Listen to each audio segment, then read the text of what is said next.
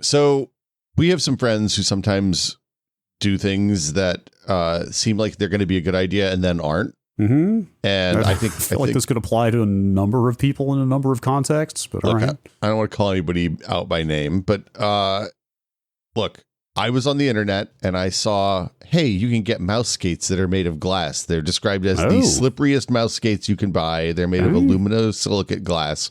These are from a company called Super. I think I mentioned them before, but I hadn't put them on yet. Okay. And they're called Super Glides. So I got these for the for the Logitech Super Strike Pro X2 mouse, and I was like, you know what? This mouse is really awesome. I bet if it moves easier, it's going to be even better. Okay. But sometimes, Brad, sometimes sometimes too slippery is too slippery. Did your mouse go flying off onto the floor? No, but it does just like the cursor moves all the time. Oh, just like being near the desk, basically. Yeah, just the movement. It literally picks up every gentle movement of my hand. Oh, no. So when I'm playing, say, a game like Marathon that requires you to long press things, I have to be unbelievably precise when I'm doing that long press.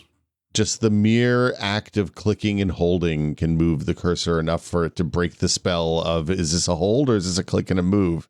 And then I have to do it again, and then I have to do it again, and then I have to do it again, and then somebody shoots me in the head and I'm dead. Yikes. You know, I when you brought this up, I went and typed glass mouse skates into Google, and the third result is a Reddit thread entitled, "A Warning for Those Considering Glass Mouse Skates." Both LGG and Super Glides. I have not read their whole, it's a big, long review. But I assume it's clicking is hard now. I'm sticking with it for a little bit longer. I'm assuming my hope, my dream is that I will build the kind of precision, the fine motor control that this is the trial of a fire to come through that I need. But this feels like, oh man, my uncle left me really expensive speakers, and then all of a sudden it's like having a Ferrari, right? Sure. It's like, oh yeah, hey, you have a Ferrari. That's awesome. By the way, oil changes cost $6,000. So you don't consider all the maintenance upkeep and insurance overhead of that. Yeah. So like what that was like a common thing. I feel like they don't give away cars in contests like they used to, but like that was a common thing back in the day when somebody when somebody won some kind of luxury sports car, it would be to just turn around and sell the car because the burden of having the car was too much for a regular person. Yeah, the classic Price is Right problem. Hey, I can't load all my Showcase Showdown prizes into this camper and drive them home to Louisiana or wherever. Yeah, what did Thresh do with the Ferrari? I'm sure we've probably talked about that before. Also, that is a real dated reference at this point. But didn't he sell it? I think, but I don't think so. So I touched it one time. It used to be. Remember, I think I've mentioned this before. He founded Gamers.com. Yeah, and the car was in the lobby. Of course, yeah. Why wouldn't it be? The one time I visited their office, the car was in the lobby. Anyway, it was the Ferrari F38, F328. It wasn't his F40, which was look, if you're going to get a free Ferrari, the F40, that's a Ferrari right there.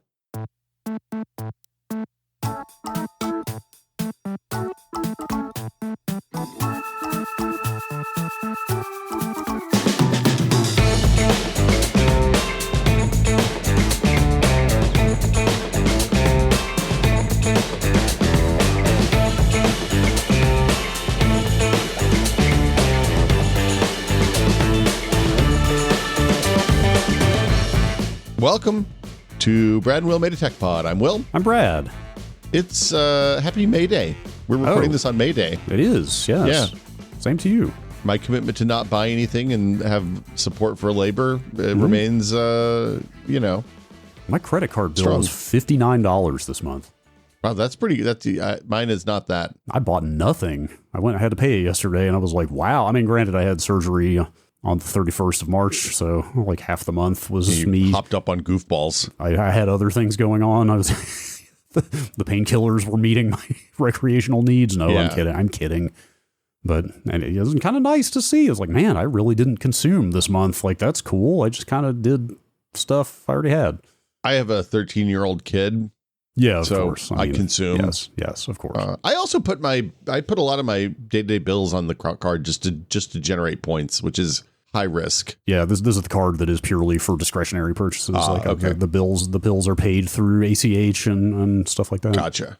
Actually, this isn't really tech. I don't know that we would cover this on this podcast, but like the credit system, it's a shit show. It's a disaster. Yeah, so I've always been told that your credit history is only as long as your oldest credit card. I don't know if that's actually accurate or not. I don't look, man. I'm not the person to ask about this stuff. Okay, that was the common wisdom I received at some point, and my oldest card is a card I would have gotten rid of a long time ago were it not for that stipulation, assuming it's true. I have a card that has lingered for 20 years for similar reasons. Yes. Right. So bills go on that card because another piece of advice I've gotten about the credit system is having a card that you don't use is bad for your credit, apparently. Or again, this is what I've been told.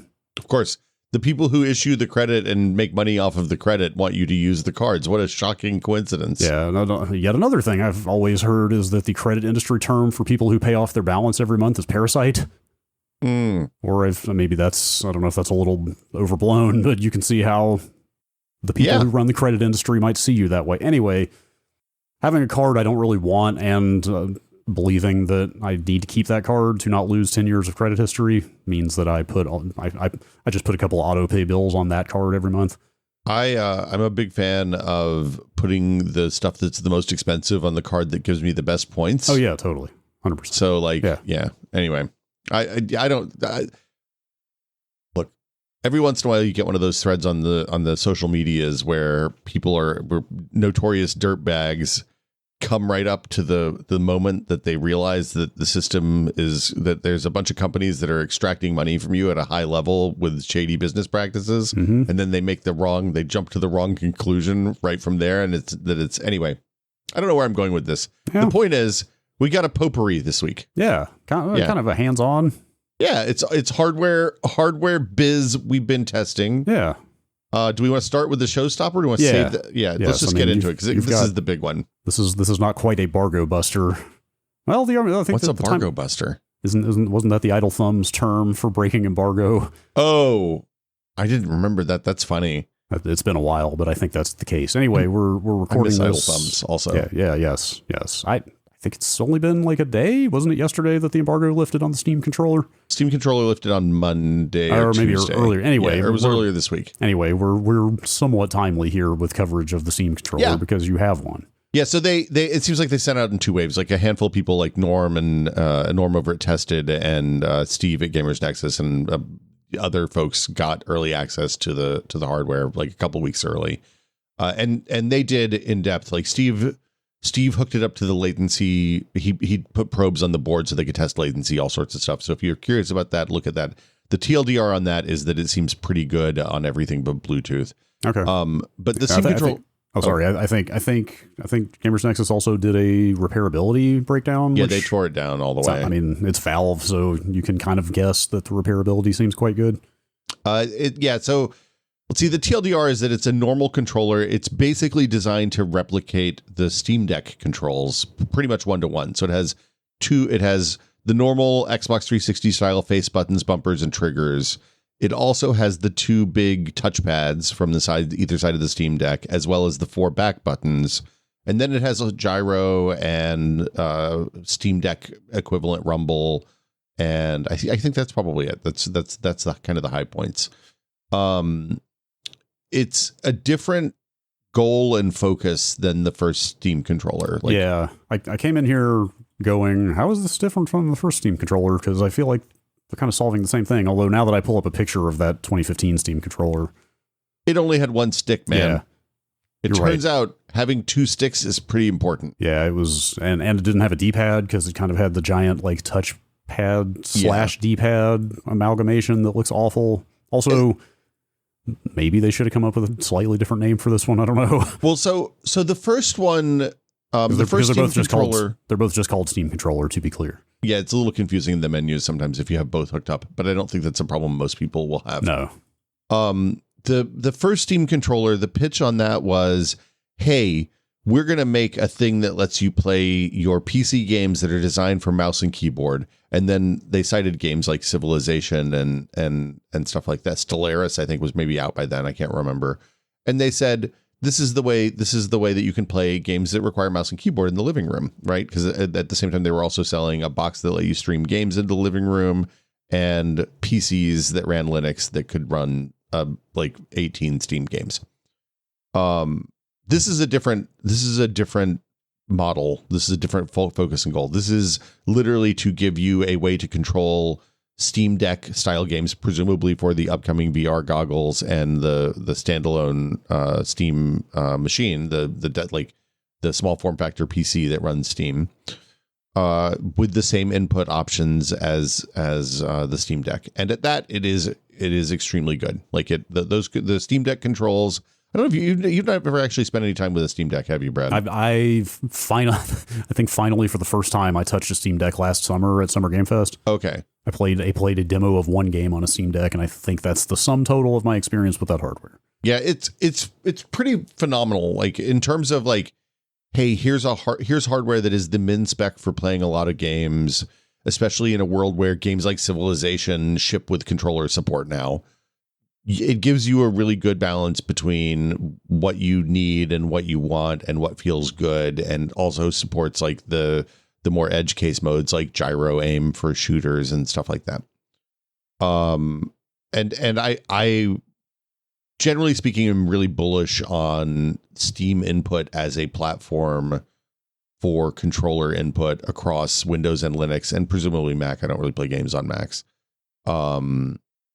Just because they provide a translation layer in the software that lets you use whatever controller you have, whether it's a PlayStation controller, a Switch Pro controller, an Xbox controller, a Steam controller, an 8-bit Do controller, or something random like a fight stick that just gives button inputs and lets you map. It gives you a mapping interface that lets you translate all of those down to whatever the least common denominator on your platform, which is usually X input, so that you can use your PlayStation controller with old X input games, and it just works, assuming you use their Steam input layer.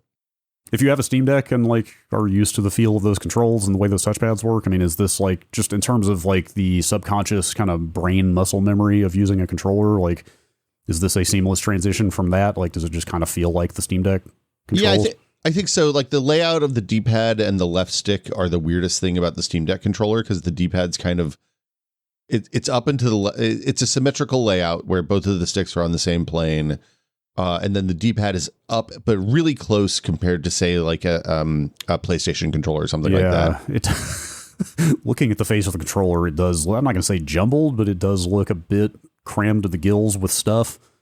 Like the D-pad is like right on the edge of the curve down.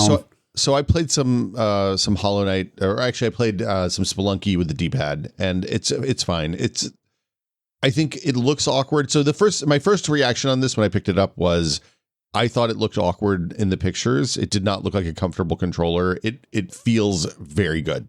Like the placement of the grips lets you hold the hand. The way the grips are laid out lets you hold it in whichever configuration you need, whether you're using the D-pad or the sticks.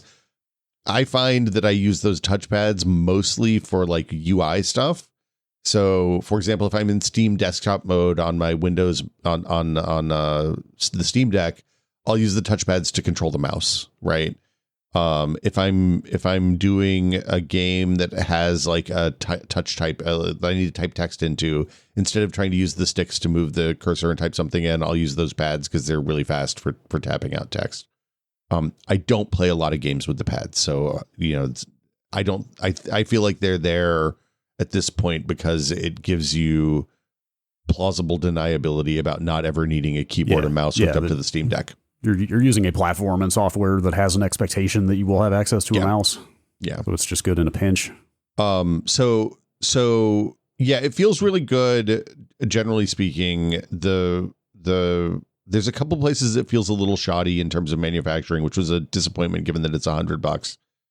It's not anything major and nothing that's actually real, but like there's more wiggle on the buttons than I would expect. On the like the shoulder buttons and the face buttons aren't like super locked in place. Interesting. Like the materials feel really nice. It's the same.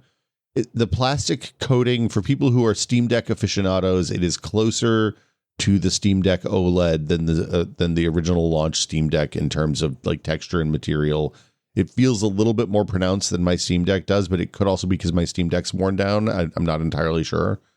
They use nice sticks. They're using TMR sticks in this. I wanted to ask about that because we just did that episode a few months ago. It's like a month ago. About or a couple months, like about if people want to go back and listen to it about magnetic input devices, and TMR is the newest type of joystick. So, but I get the sense you can't necessarily like feel that with your thumb, right? It's more of kind of a durability and power consumption thing over time. Yeah, so it's definitely, you save power compared to like Hall effect sticks. They're more reliable long term than traditional potentiometer sticks because there's no like the moving parts don't touch, right? There's nothing. It's just moving sensors and stuff through a field that picks up the electrons tunnel across a small resistor, and that's how the signal determines whether the sticks have moved. Right, but it's not like there's some obvious difference in feel when you use them, I assume. So the thing I'll say, compared to like the 8-bit DOE sticks that I've used that have Hall effect sensors, when I opened up the debug panel and looked at the input, like the live input, not the kind of filtered input, it seemed like there was a lot less jitter and dead zone movement than on the Hall effect sticks. But also the 8-bit DOE stick is like 3 years old and this is brand new. So who knows? Yeah. And software corrects for that kind of micro jitter anyway. Yeah. The one thing I will say is a lot of people do aftermarket like stick replacements for the Steam Deck and for their other controllers. And you don't have to do that with this if you want TMR sticks. So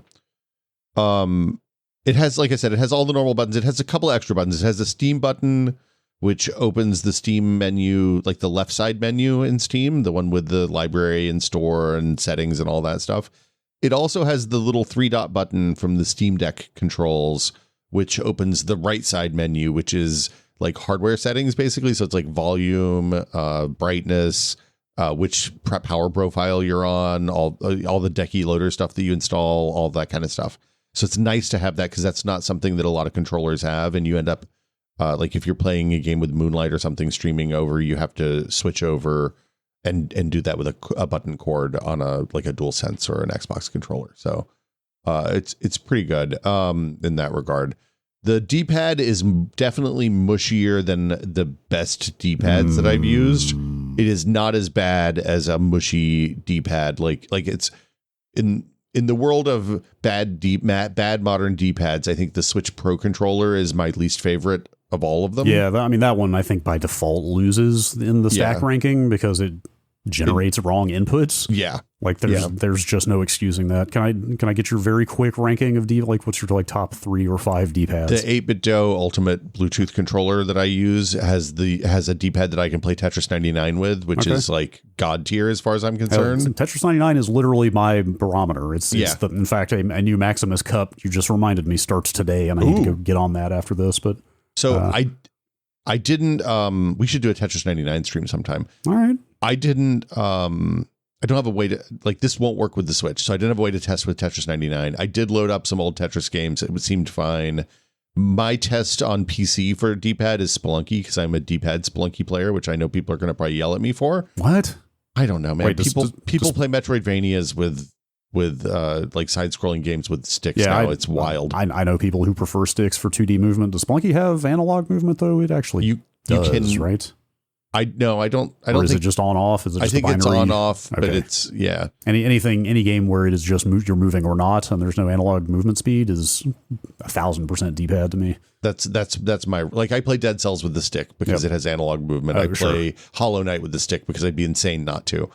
I don't play Spelunky with the stick. So ranking D-pads, that 8-bit DOE one's really good. The DualSense the PS5 PS4 ones are both very usable. I like having the buttons. This is going to sound stupid. The buttons are connected underneath the faces on the PS5 and the PS4 controllers. Like You just can't see. You can't. I like to see that they're connected, even if they're not, right? Or like when they are, and they just hide it on the DualSense. So, okay, 8BitDo, PlayStation, then the Xbox Series, the Xbox One controller that has the plus style D-pad, and then the Xbox Series controller that does not. I agree. I prefer a distinctive plus to the disc shape. Yeah, I don't like the disc shape. And then I haven't used the Pro 2 controller for the Switch yet. It apparently has the same D-pad phantom input problem as the first one, which... Never going to pay $80 for one of those then. All right. Well, we could sit here and go, because I would say, like, what about the SNES controller? But let's move on. Well, SNES controller's God tier. That's like S+. We'll revisit that at another time. Yeah, ranking of D-pads. That's an episode right there. Let's get into some business. Dreamcast. How do you feel about the Dreamcast, Brad? Not amazing. It's okay. A little mushy. Yeah. Been a while. They do some weird stuff with this. So there's like touch strips. Brad jumped. I'm sorry. I just started laughing. We don't need to really get into this, but I was looking at Phoronix the other day. I need to look this up. I think somebody's trying to merge some kind of VMU file system into the Linux kernel. The VMU being the little Dreamcast save card / Tamagotchi thing. Tamagotchi, like LCD screen, tiny Game Boy thing. Oh my God. There's some kind of like VMU. I hope I didn't hallucinate that, but I'm pretty sure that's what I saw. Anyway, let's move on. So yeah, they have these touch strips that determine on the back. So like the back is touch sensitive, and it can tell when you have it in your hand, which you can use to trigger gyro aim somehow. Sorry, can you hold that up again? That's hard to visualize. Touch strips? They're not. You can't tell that they're there. You don't see them. Got it. They're just plastic that has resistive or that has capacitive touch on it. It seems like. Okay. And it basically just can kind of track your finger sliding up and down? Nope, just that you're holding on to it, seems just like. On and off. Got it. Okay, just on and off. So it's akin to like the Oculus touch controllers had touch surfaces on the top so you could see where your fingers were resting in VR. Some of this I assume is for the VR goggles, because it does have the infrared lights buried underneath the plastic, so that you can track the controller in 3D space when you're wearing the goggles. I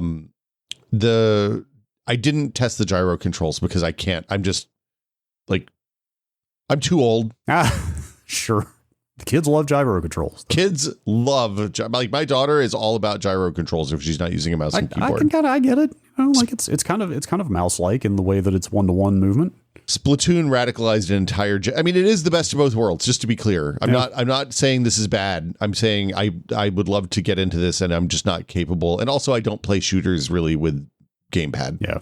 But for folks who don't know, what you do is you use the left stick for movement, the right stick for kind of broad aim, and then you can flip it into gyro mode where you tilt the face or the stick to kind of get more analog, like more precise control over the precise aiming. I don't think I realized that people who are way into gyro are still doing a hybrid approach. I assumed they were all like gyro or nothing. No. I didn't realize they were still using the stick and then fine tuning with the gyro. I guess that makes sense. They usually reset, is my understanding. I mean, I think it's probably in flux, right? Like this is a new control scheme that is evolutionarily in flux. Yep. We have not seen a time shift for is it Time Shift? That was the first one that was good 3D, or Halo. We haven't seen Halo for gyro controls. Time Splitters. Thank you. Yes. Time Shift's a arcade light gun game, I think. So that's that stuff. The stick precision was good in shooters. I played some open world games. I played Hollow Knight. I played Dead Cells. Like I didn't notice any latency. Steve's latency testing basically said that the wired and the latency using the wireless puck, which we'll talk about in a second, basically was equivalent. It was like you get an extra 2-3 milliseconds of latency when you're using the wireless mode. I tried wireless in the office and in the living room. The only time I had any kind of one of the things it does is it gives you the actual signal to noise ratio in terms of decibels in the Steam control panel, so you can like walk around with it and see how connected it is. The only time it ever reported anything less than an excellent connection in the space that I could get away from it was when I had it sitting on top of my phone on the couch. So like I just set it down on the couch. My phone was under a blanket and I was like, God, why is it so bad? And then I looked and it was like, oh yeah, the Wi-Fi Bluetooth thing is sitting directly underneath it. Yep. So your phone is a radio dead zone. Yeah, exactly. Well, now hang on. Is the wireless puck the same as the charging puck? Same thing. Yeah. And that's separate, right? You have to pay separately for that? No, it comes in the box. Oh, the puck comes with it. Okay. The puck comes in the box. It's also built into the Steam machine. It's this thing. Okay. Steam machine and the VR headset, presumably. The Steam Deck does not have it. So in order to use this with the Steam Deck, you either have to use Bluetooth, which seems like a bad idea, or you plug it into the dock, the Steam Deck dock. Sure. And it shows up just like it recognizes it. It knows what's going on, but it's not not built in. 2.4 gigahertz wireless has gotten very good. It is. Yeah, like the 8BitDo 2.4 gigahertz wireless is flawless and shows up as a wired controller, so you can use it in a bunch of places. This, not so much. I mean, you can use this places that it understands Steam. We'll talk about that in a second. Are you going to navigate your UEFI with this thing's touchpads? Actually, I'm guessing you might, can't. 'cause it shows up as a keyboard. Oh, well, okay. I mean, that brings me, are we ready to address the big question I wrote down? I wouldn't have thought of this if I hadn't seen some people touching on this. Let's talk about the puck just a second more, because the interesting thing, there's a couple interesting things. One is that you pair with the puck. So pairing the puck with the controller, each puck can hold, I think, 4 controllers, can pair with up to 4 controllers. And each controller can pair with 2 different pucks. So you have like a key cord that you press when you start it up. It's like you hold down A and press either L1 or R1. And that says, oh, I want to pair with the puck that's connected to my PC, or I want to pair with the puck that's connected with the VR headset or whatever, which is thoughtful and unusual on a controller. Makes sense given that they're trying to ecosystem this thing. The other thing about the puck is you sync the device by you plug the puck in and then you magnet the puck onto the bottom of the controller, which also charges it, and you're good to go. Now, I kind of like the 8BitDo way of doing this better. When you buy a docked controller with 8BitDo, the dock has a little USB-A port inside a door on the bottom of it, and you plug one of their 2.4 gigahertz transceivers into that, which is nice because it means you can separate out the charging and the radio functionality, so that, for example, if you have it in your living room and you want to have the controller charged next to the place where you sit and the wireless dongle plugged into the console that you're using, you can do that. Now, it's a minor complaint, but it would be nice to have these things. Like, I don't know that these had to be a unified device. And it's also very small. Like, it's like smaller than a stick of gum in terms of like space, and it's like smaller than a pack of juicy fruit or something in terms of thickness. So the universal measure. Yeah. How many packs of Big Red is this? That's right. Thanks, Wrigley's. Okay. You want to talk about Steam input? Yeah. This is the wild card. That was the big question that I derived from seeing some people touch on this, is that the question is, does this work without Steam input? But I gather the answer is maybe not. Kind of. It seems like it shows up as a keyboard. Okay, so you could use it in the UEFI then. I think it depends on how it's bound by default, and I literally have just had it for like 2 days, so we didn't get this super early. I didn't try the UEFI. If you'd asked that beforehand, I would have booted into it to give it a wild card test. Yeah, I'm joking about that, but the broader question applies here, which is if you're trying to plug this into something that can't just run Steam to be the compatibility layer, is it still useful in that context? Well, so the thing I don't know is, does it store hey, this isn't a game? Because, Steam input devices get profiles for not games too, right? Like if you have a DualSense controller plugged into a Steam Deck and you boot into KDE, it pops up with a menu and you can use that controller, the sticks and the bumpers as like a mouse, right? And I don't know if that's stored on this device, on the device, or if that's still a software layer. And I haven't been able to figure that out. I need to fire up the Mister and plug it into that. That's the one thing I didn't get to before, that I wanted to do before we did this. But I did test some Epic games. I tested some Microsoft Store games, like Game Pass equivalent games. And the TLDR is, if you have Steam running, it works, because the Steam is like, oh, that's a full screen thing. It's probably a game. I'm going to make the controller work here. If you launch it through Steam, like if you make one of those add a non-Steam game to Steam shortcuts and launch, say, like I loaded up Untitled Goose Game on the Epic Store and launched that through Steam, and it worked great. Okay. I also launched it from the Epic Store without launching it through Steam, and that also worked. Oh, okay. And I was surprised by that. I didn't expect that to happen. The Microsoft Store games were less compatible, like were less friendly on that.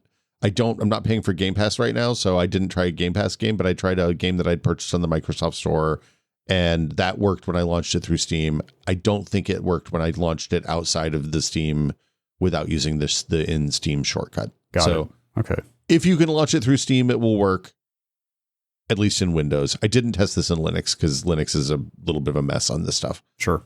I also, worth mentioning, works on Mac and Linux. Okay. I mean, I didn't test Mac. It works on Linux great. I should bone up on the state of macOS Steam. I'm not sure where they're at with that stuff. I assume, I can't remember if there's an ARM Steam client yet or not.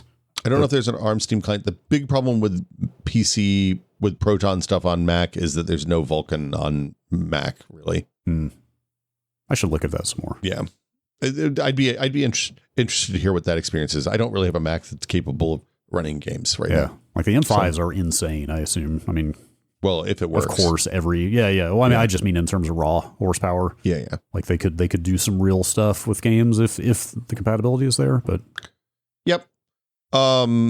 So let's see. I asked for some questions from the audience, from folks on social media last night. And the first question was, will it wake up the Steam Deck if it's on the dock?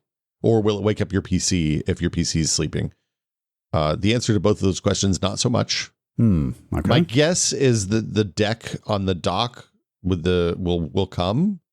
But the beta firmware for the Steam Deck seemed to not be the same as the beta Steam client that I had to install to make this work. So, and also there was a patch note in the Steam Deck patch notes that was like re-enabling Wake on Bluetooth for the Steam Deck LCD. So like that's a complicated. It turns out waking up devices with wireless devices remains complicated and a pain in the butt. Yeah. Of course, early days for this thing. Who knows what they'll add over time? Yeah.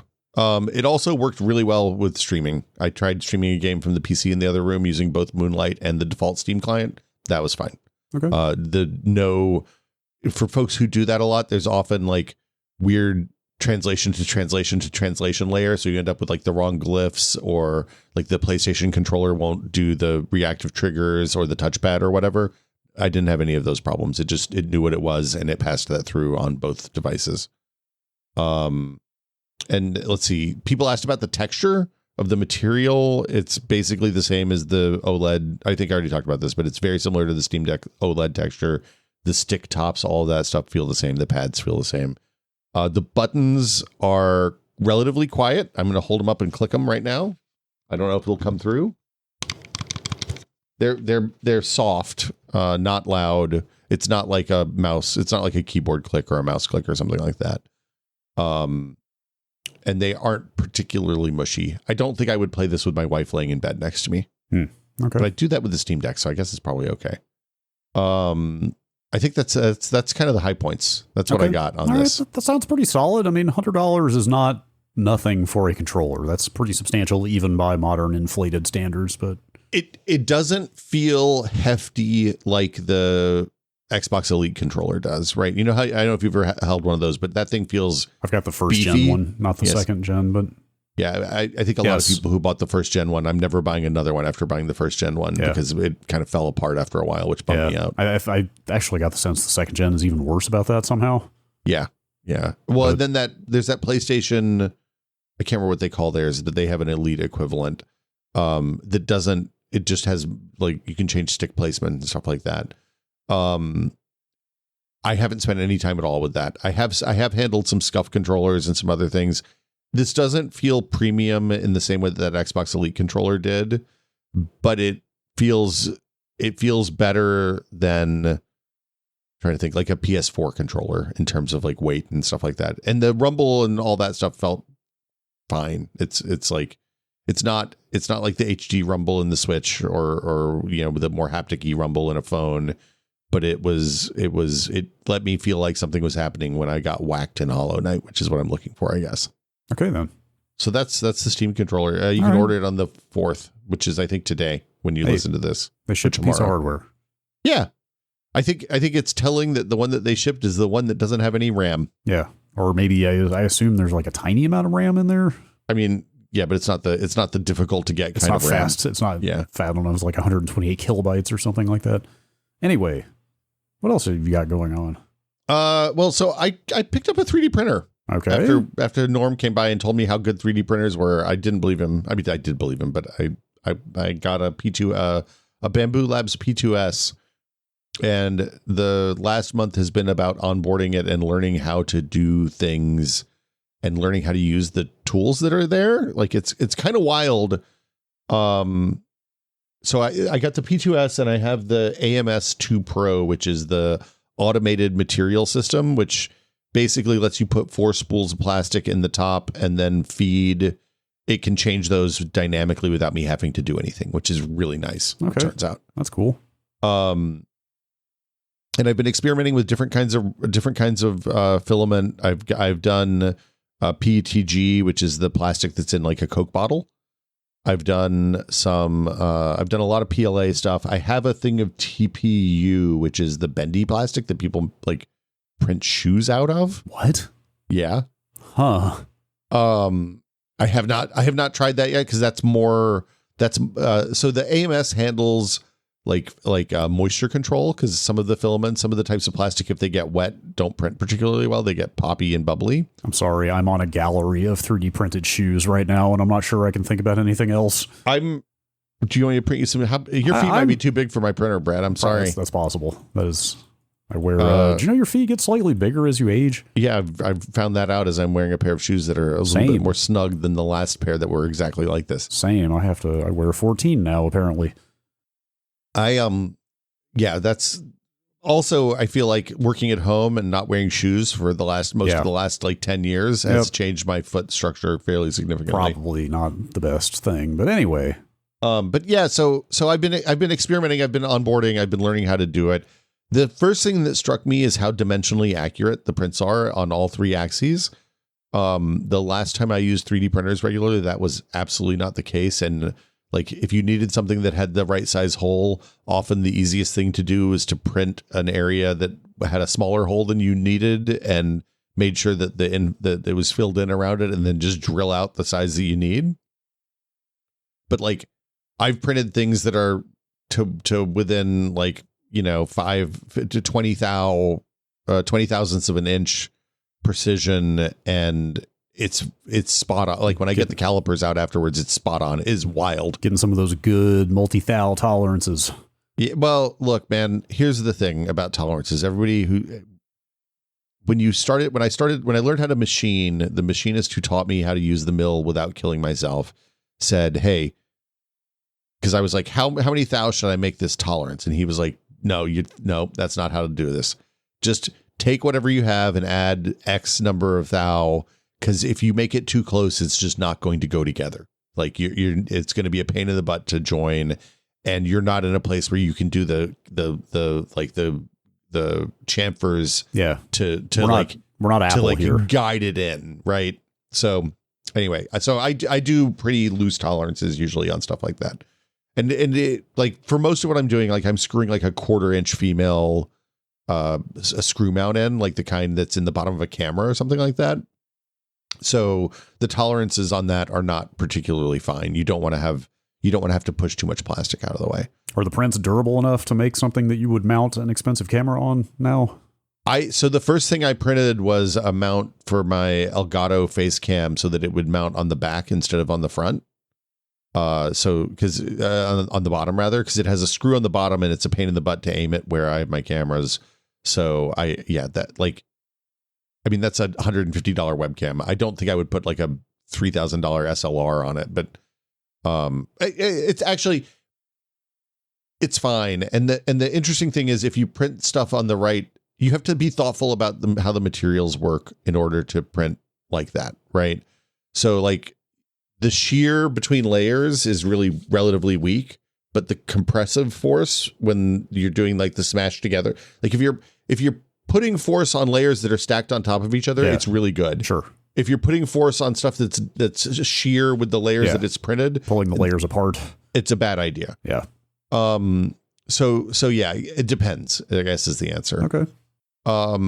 But I started out by printing the same things that I think a lot of people do, like a lot of fidgets and a lot of like a lot of crap for I printed a trash basket for the printer. So it has a little hole in the back that like all the little poops come out when it cleans off the bottom of the nozzle. Sure.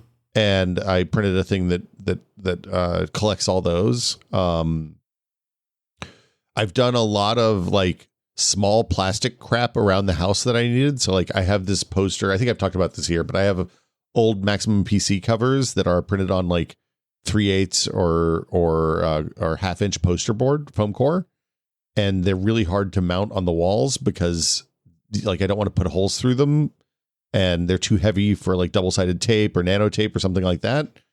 So I just made little corner cutouts that are like 3/4 of an inch long on each side, and they're exactly the right thickness to nestle up in there. And I hang them in. I've done some frame mounts for pictures behind me that are going to be a little less wobbly, because right now, every time there's any kind of earthquake, I have to realign all the pictures on the background behind my wall, which is a pain in the butt. I made a toothbrush holder. Okay. Like that I can just hang the little heads for my electric toothbrush on when I'm practical. not brushing my teeth. Yeah. I printed the kiddo's basketball goal in the backyard has plastic bung holes that go in the weight on the bottom that are like, it has a big giant tub that you're supposed to fill with sand or water, and the plastic on those plugs has broken down and they got pushed down into the thing years ago. So they've just been open in a festering mosquito breeding ground. Ugh. So I printed cups to go over those. Just like stuff like that. I'm starting to move. Like I'm feeling confident enough in it now that I'm moving into like bigger projects, I guess. That's fun. Yeah. Such as a case for the Pimeroni.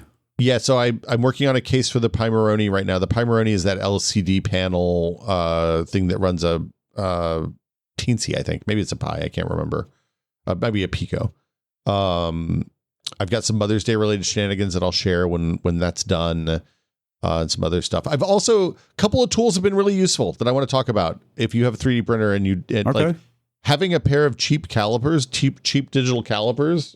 I've had these for years. I use them way more now than I ever have before, but they're just like a pair of $20 Carrera precision calipers that you can get a precise measurement on your whatever you're picking up. Specifically when you're talking about the caps for that basketball base. Yeah. I was just like, how exactly do you measure to the precision you would need? Because that needs to be a pretty tight fit to be useful.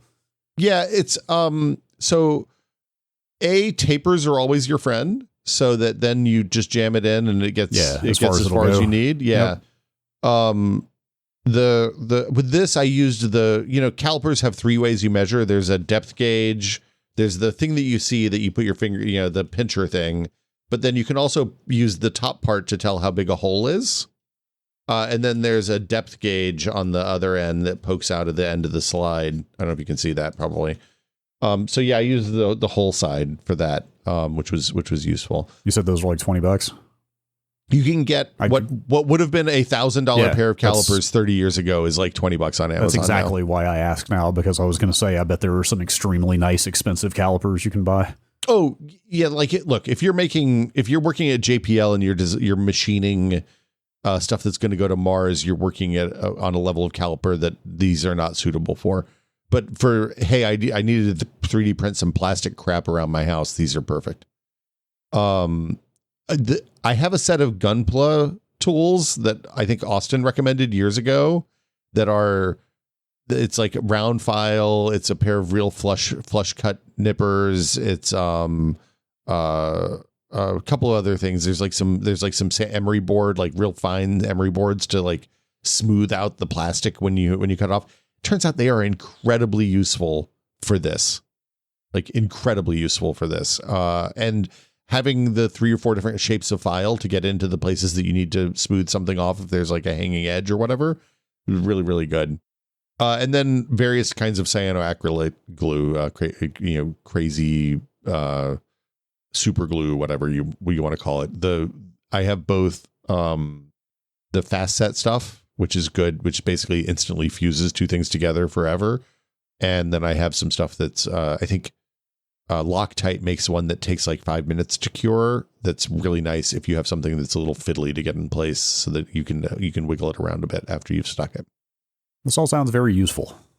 I mean, making stuff.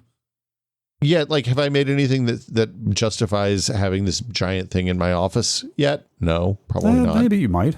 But I think we're getting there. Yeah. I'm excited about this Mother's Day project. I have another project after that's going to be fun too. So we will check back in. Yeah, we'll talk about that later. I might do videos for some of these. I think there's some fun stuff in some of them. What do you got going on? I've also been working with some printing. Oh, really? With slightly less dimensionality than yours. Oh, 1D printing. 2D. Man, what would that even look like? It's a line. Yeah. Right? But isn't a line of any actual sufficient width technically two-dimensional? Like, look, man. Like you would have to have a line with the width of one Planck length to really truly constitute one dimension, right? What is a line, really, man? Is it Planck? I just assume Planck is what the physicist and chemist always said when I was in college. Is it German or? It's German, but I think it's probably actually Planck, but everybody says Planck, right? Look, we should get Katie Mack back on the podcast. Yeah. We'll just ask her this and call it a day. I'm not versed in that stuff. Isn't that the smallest measurable unit in our universe or something along those lines? No. It's the constant that determines how close atoms are. Oh, okay. So if the Planck constant changes, I'm please don't write in. Not physicists here, it turns out. Yeah, but my understanding is the Planck constant is it has to do with how close things are to each other. Right. Anyway, okay. Printers. Yeah, I know if you change the Planck constant, then the universe fundamentally changes, and like matter and energy are not right anymore. It's one of those starting parameters, like big G and little g. Yeah, right. Or it's like you could just change some values, and our reality would be very different. Have you ever read the Werner Vinge books where different parts of the universe have different core constants? No, but I think isn't that an actual idea in actual theoretical physics? I believe I have read. I don't know about that, but he has a whole thing where like the closer you are to the galactic core, the more accessible like the Planck constant changes, so you can do more computation, and you have speed of light changes. And that sounds like it's good. Werner Vinge is good. That sounds like something I would enjoy. Anyway, printers. Are we talking around everything but the subject of 2D paper printers? This is literally my least favorite technology topic in the world. Yeah, from the time I worked in the printer lab at the university in the 90s till now, printers have remained my nemesis. Well, the good news is, not to bury the lead here, but it sounds like that's not a problem. It's like a solved problem now. It's not something to worry about anymore. If you have a modern printer. What about if you're using Linux? Okay, there's also, no, actually even Linux is covered here. In fact, I just read up on this right before this. I'll go in order here, though. We'll get to that at the end. And also, anybody who's bought a printer in the last 5 to 10 years probably already knows this. 10, yeah. Or maybe even doesn't know this because it's so seamless you don't have to think about it. But we'll get there. That one brother laser. Yeah. There's that. The one that everybody bought. There's that semi-famous Verge write-up where every year they just update it to say, get whatever the current black and white brother laser printer is when you need a printer. Yeah, I did that a few years ago and my old one crapped out. Yeah, I bought a $75 brother laser. Perfect. I don't know if they're still building them to last like this now, but I went and looked at my Amazon history. My brother laser was purchased in 2008. Mine still going. So just fine. I replaced mine because it had a fax machine and a scanner attached to it that I never used, and it took a lot of space. Yeah. And it started making a really loud squeaking noise so that nobody could use it if I was on calls or recording a podcast or something. Yeah. And I decided the replacement, it was cheaper for me as much as we were printing with the homeschool stuff going, because the new one has cheaper toner. Sure. Yeah. That makes sense. That makes sense. Anyway, ours is small and reliable and is still going, and it prints my girlfriend's return shipping labels just fine, which is about 99% of what it gets used for. But she does like to print those labels from her iPad.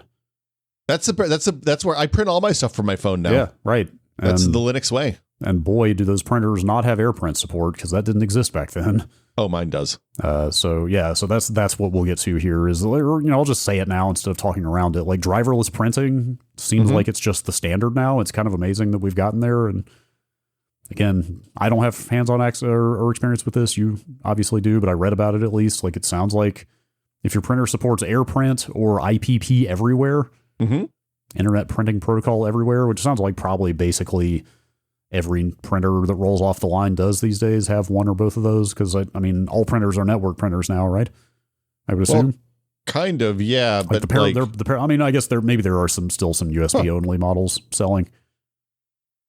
Wow. Okay. So yeah, mine just works now. When I print from Google Docs, I don't have to do cups. In Linux?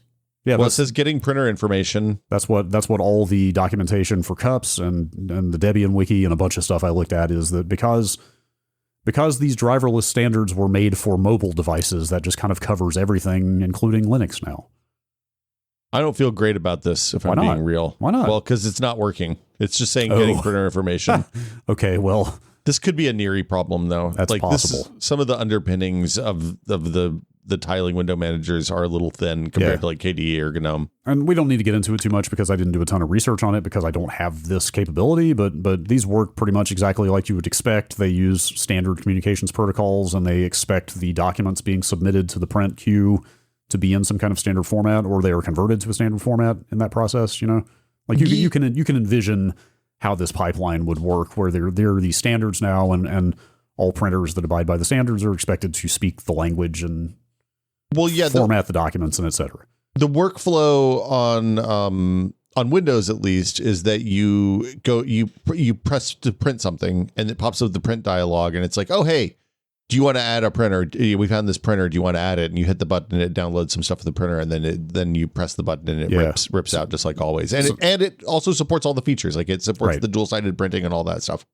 So my 2008 printer is from the in-between space where it is network connected and supports like MDNS, so it can be discovered over the network, but still needs a driver. Does it support a Wi-Fi? I bet you have it plugged into Ethernet. No, it's on Wi-Fi. But is it on like G or something from that era? I think it is G. Yes, I believe it is G. So it's bringing down your whole network is what I'm hearing. Yeah, well, it's not the only G device in here. Although actually, maybe I should do an audit. It probably is at this point, yeah. I should do an audit. But it also doesn't stay on. It gets turned on when we use it and then turned off again. Okay. I will say real quick, though, it's gotten real janky in Windows 11. Like Windows 11, or it's not the printer's fault, it's Windows 11's fault, because Windows 11 keeps breaking the printer entry with some kind of like driver not available error. Let me tell you about K2. K2? Yeah, it's Microsoft's internal code name for their initiative to make Windows not suck. Wait, is that really what they're calling it? That's what they're calling it. According to Windows Central, yeah. That seems a little dire. Look, man. Is it really, like, are they even there admitting it's going to be that hard? Anyway. You think it's because of the mountain? Yeah, what else would it? That has to be what it is, I just assumed it was like the kth object in the list. No, I think. Wow, so you're saying it's harder than climbing Everest to fix Windows? Is it Jesus? Harder? I mean, I guess with all the... K2 is way scarier than Everest, is my understanding. Yeah, absolutely. With all the... It is not as tall, but with all the assists that exist on Everest these days, I think K2 absolutely would have to be It's not as tall by like 80 feet, dude. Yeah, it's like an inconsequential amount. And way more treacherous, is my understanding. Yeah. K2 is nicknamed the King of Mountains. Yeah. And the Mountaineer's Mountain. Yeah. And the Mountain of Mountains, apparently, according to this Wikipedia page. Yeah, the Everest is the tourist mountain, and K2 is where the real hardcore go. Anyway, I don't know how that bodes for mountain maxing. I don't know how that bodes for their Let's Make Windows Better project, if that's what they're calling it. But anyway, we'll talk about this. They're saying, like, the Windows Central report about that K2 thing was basically, hey man, we've set up benchmarks for tasks that people do in Windows that are bad now, and their benchmark for games is running Windows games on Steam OS. I saw that. They themselves are saying, hey, games run better on the compatibility layer than they do on our own operating system. I don't think it's benchmark in terms of performance. I think its benchmark is in what the experience is. I think people are misinterpreting that part of it. I think. Yeah, that would make sense. Anyway. Yeah. All I was going to say is my drivered printer keeps breaking in Windows 11, and I think that's sucks. I think that's a sign of Windows 11 getting worse. Or consider Linux. More to the point, in this case, I think it's probably because like drivered printers are just getting less attention by platforms generally because every printer in the last 10 years doesn't need a driver anymore. That's kind of the yeah. Well, asterisk though, like when you get to big industrial printers, like you find in an office place, then those need hella drivers. I'm just, I'm talking your standard consumer printer that you're buying for your house will just print from your phone or your PC or whatever now. Anyway, I've gone through this process several times over the years. You can add AirPrint support to your old printer with cups. I should double check. I always assume it's common Unix printing system. That is what cups stands for. Yes. Okay. But it was always really janky to do that. Like it involved a bunch of user hacks. Like I think you and I both did it years ago, or was I I thought I remember talking to you about it. You told me about it, and I was like, and when my wife asked if we could get AirPrint on our printer, I was like, no, that's impossible. Right. Because your description of it made me never want to consider implementing that. It was always pretty annoying. I mean, it was doable, but like it involved like user-made Python scripts that you had to run to generate certain files, and like you could kind of bolt it onto cups in a way that was really annoying. And then over time, like as Docker came about, you could get a Docker image that would just kind of do all of it for you. You know, you could just run the image, but that sounds better. But you were still configuring cups, which remains a nightmare. But we'll get to that. Hey, what's your cups password, Brad? That's always the question. Is you like log into cups and it's like, hey man, you have a password for this. I'm like, what the hell is the password? And in this case, the configuration I finally fumbled my way to. Apparently, you just log in with the name and password of the user on the system. Anyway, whatever. We'll get there. Okay, we'll get there. The big news here, for three people. Hot cups news. For three people listening to this who will be excited about this, like I was. Cups was maintained by Apple for a long time. I don't know if you knew that. It's a weird thing. It's been the underpinning of OS X's print system since almost the beginning. Oh, did they? I guess I should go back and look. I don't know if Apple created Cups. No, Cups has been around for 100 years. Way before Apple was the first. Apple was the corporate entity that was like, we will devote resources to this. I bet that's a legacy of their next acquisition. I bet. I don't know. I feel like Mac heads will correct me on this. I feel like there was no printer support in early versions of OS X. Oh, actually, you're okay. Yes, Cups started being developed around the time that OS X was being made. Actually, not by Apple, but they brought it under their. Anyway, long story short, the main guy who maintained Cups worked for Apple, and they. Like, I think Cups was actually part of Apple's like GitHub repo or whatever for a long time. Anyway, Cups never supported AirPrint under Apple. But then at some point, like 5 years ago, that dude left Apple and forked Cups because they basically stopped supporting it. They basically kind of like sealed it in ice and stopped adding to it. And so he left Apple and forked Cups under the Open Printing group. And now it's been back under very active development. And the exciting part is they have just added native AirPrint support to Cups. Oh, wow. So like that's the news. That is hot news. Is you don't need to do you don't have to jump through all the hoops anymore. That's amazing. If you have a functional Cups install, and on Linux at least, you need Avahi running. Are you familiar with that? Oh yeah, Avahi is the MDNS. It's the multicast advertisement service. Yeah, but it's Bonjour. Yeah, the post Bonjour. It is kind of the equivalent of Bonjour from macOS or ZeroConf. Occasionally, you'll see that referred to with other operating systems. It's just. So effectively, if you just set up Cups and you have Avahi running, and most distros just have it running out of the box, I believe. Mine certainly did. That's wild. It just works. Like you just set up Cups and the printer, and then the AirPrint part just works automatically. Now that assumes you can configure Cups correctly in the first place to get there, which is, and I am deep in some open source shit. Maybe the worst experience I've had trying to configure a thing ever. The third or fourth episode of Dual Boot Diaries, Adam asked me if I could print like we print benchmark charts at PC World for when we're doing a stream about benchmarks. And he was like, hey, can you set up the printer on your laptop? And I was like, oh yeah, sure. How hard can it be? Well, 2 weeks later, I finally got it to print. And it's a nightmare, man. It's crazy. I mean, in fairness, this is a big giant like Xerox, like it looks like an old photocopier size printer. Like it has like 25 trays. It can do staples. It does color. I don't know. It's a highly functional printer. Yeah. but also, damn. It's a lot. And it's weird to see how it's spec'd against what have to be like corporate and kind of like academic needs. Like it's locked down to an insane degree in terms of security, and I assume that's because they expect it to mostly be used in like corporate environments where you really want to make sure people don't have access to network resources that they shouldn't have access to.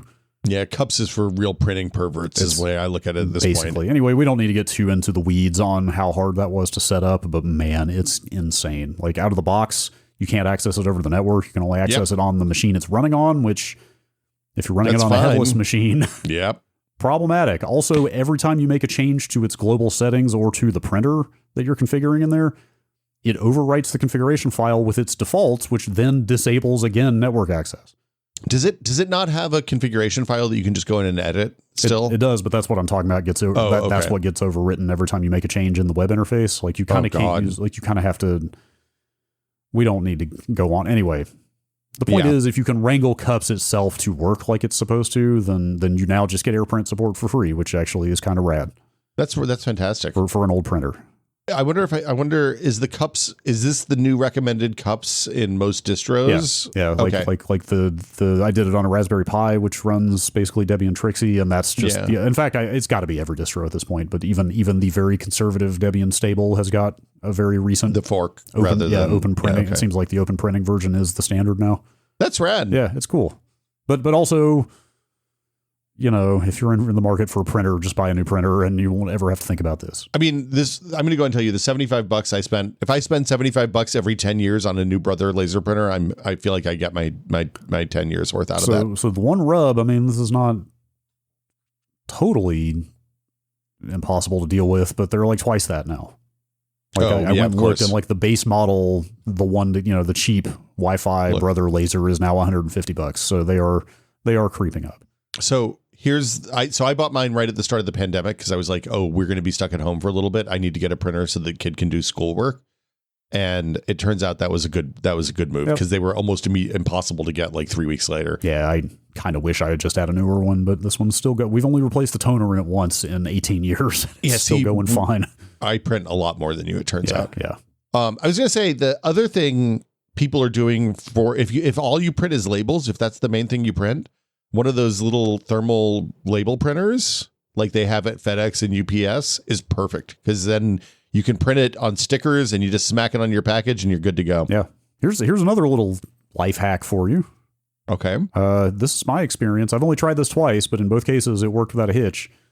If you, at least for UPS, I can't speak for this was FedEx. I take that back.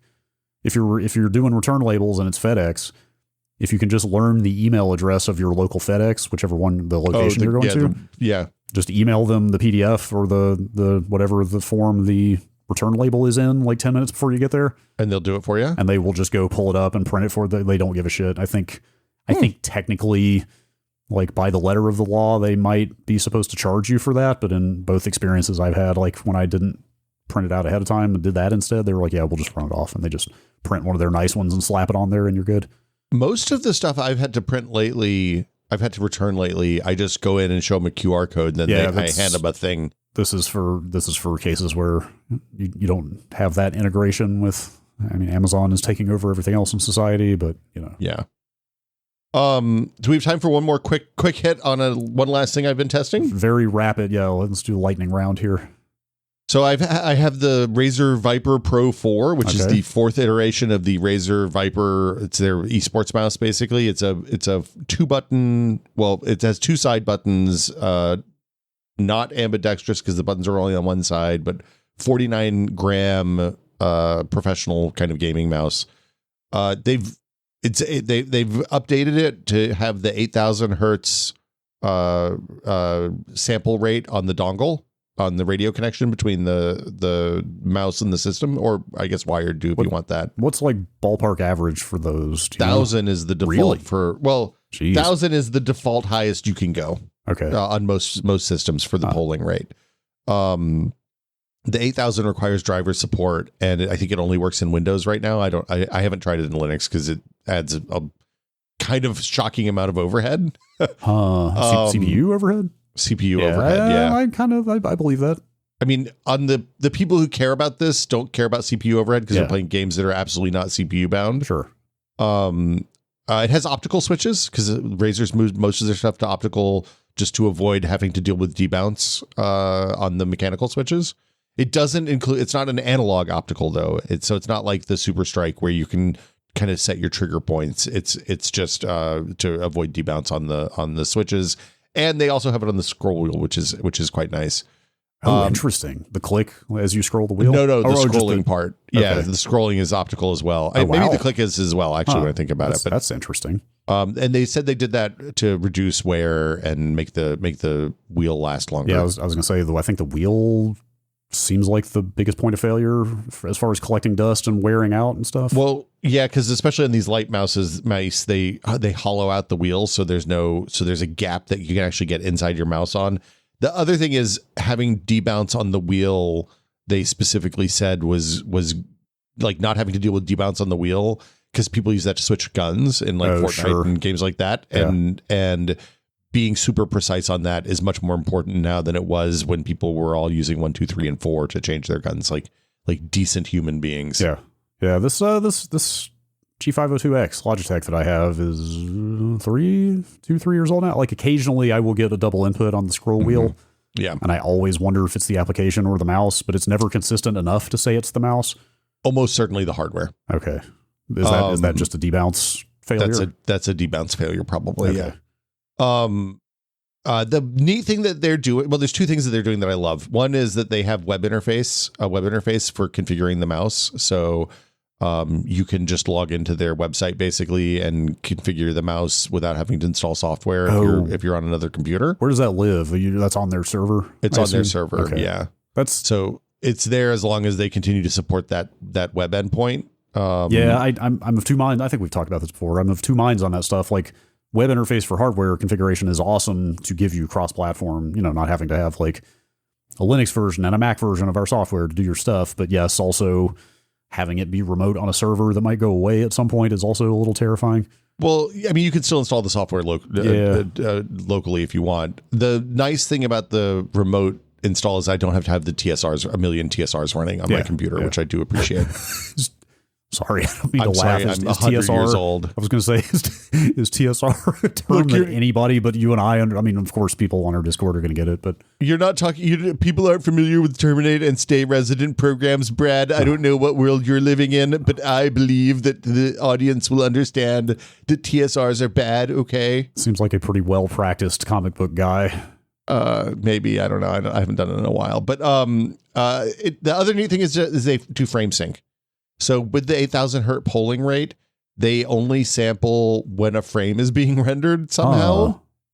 So you get they're saying you get frame precise input for the moment that the frame is being drawn. I'm trying to figure out what hook into the video output they would have to determine that. I asked the PR guy and he was like, I'll get back to you. And then he never got back to me. So I don't know. They had a really nice infographic for it. I couldn't tell a difference, but that's a thing that they said that they had on this. So I figured it was worth talking about. As to how it plays, it's really nice. It's a really nice mouse. It's lightweight.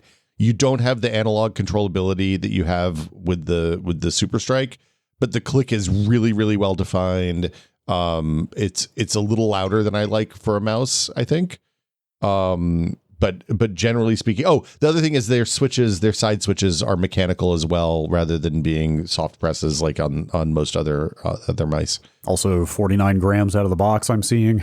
49 grams out of the box, which is a little bit less than the Super Strike. I think that was 63, maybe. I can't remember. So that's 61. Like the quest for the super flimsy mouse has just infiltrated every product line now.